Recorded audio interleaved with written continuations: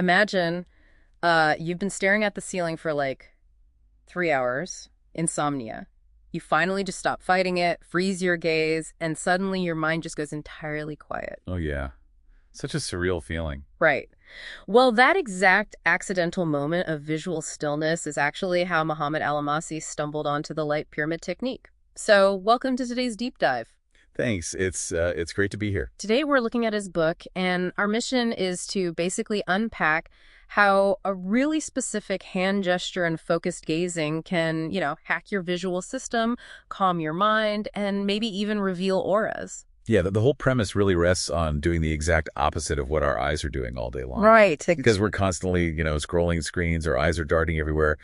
But this practice forces you to deliberately freeze that frantic visual system. To trigger a shift in perception, right? The setup is weirdly specific, but it's simple enough to try yourself. No, for sure. You just sit in a dimly lit room, you bring your hands about 30 centimeters from your face and form an isosceles triangle. Right, so your index fingers meet at the top. Yeah, index fingers at the top, thumbs form the base, and you interlace the rest of your fingers. And that specific shape creates this framed, empty center space to kind of anchor your vision. Right, and then you just stare gently into that void and minimize blinking.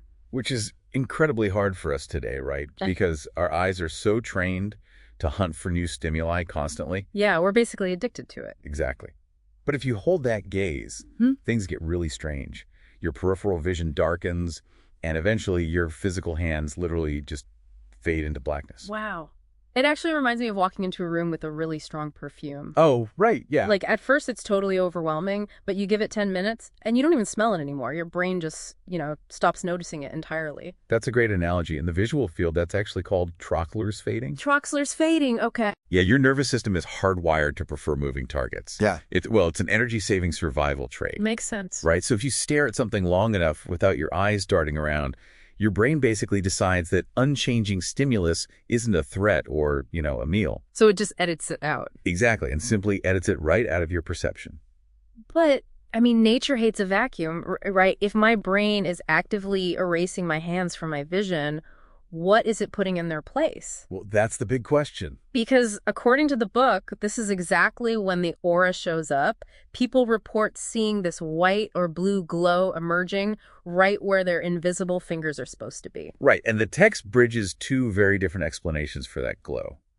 On the purely biological side, you have what are called phosphenes. Phosphenes, right? Yeah, so when you drastically reduce the visual data bombarding your eyes, the neurons in your visual system sometimes just fire randomly in the dark. Creating those internal flashes of light. Exactly. And at the same time, shutting down that sensory fire hose actually forces your brain waves to slow down into alpha and theta states. Which are the same frequencies you hit in deep meditation, right? Yeah, exactly the same. Okay, I buy the brain fatigue and the random neuron firing.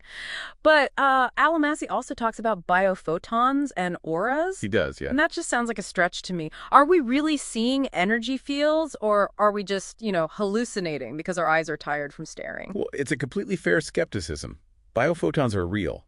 Living cells do emit ultra-weak particles of light. Wait, really? Yeah, absolutely. Scientifically, though, they're considered way too faint to see with the naked eye. Right, so how does he explain that? Al-Amassi counters that skepticism using the philosopher Henri Bergson's transmission model. Okay, wait, what is the transmission model? So Bergson proposed that the brain isn't necessarily generating consciousness.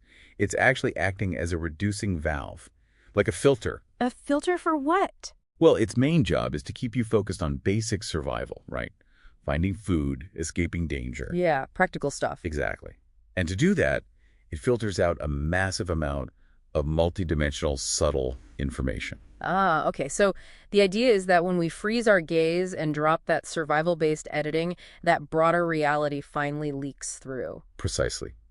So is the brain producing an illusion via phosphenes? Or is it finally pausing its relentless editing process to let you see the biofield? Which is like a subtle layer of energy reflecting your inner state. Right. The text balances both views. But either way, the mechanism of calming the mind to alter what you see is very real. And that mechanism just feels more relevant now than ever. You mentioned earlier how hard it is to hold our gaze because we're so used to screens. No, definitely. This whole 5-minute exercise actually echoes an ancient yogic practice called kritaka, or candle gazing. Yes, very similar principles. It's essentially this free tool you can use to retrain our fractured attention spans and, get some mental clarity back. By forcing the visual system to stop, you force the mind to stop.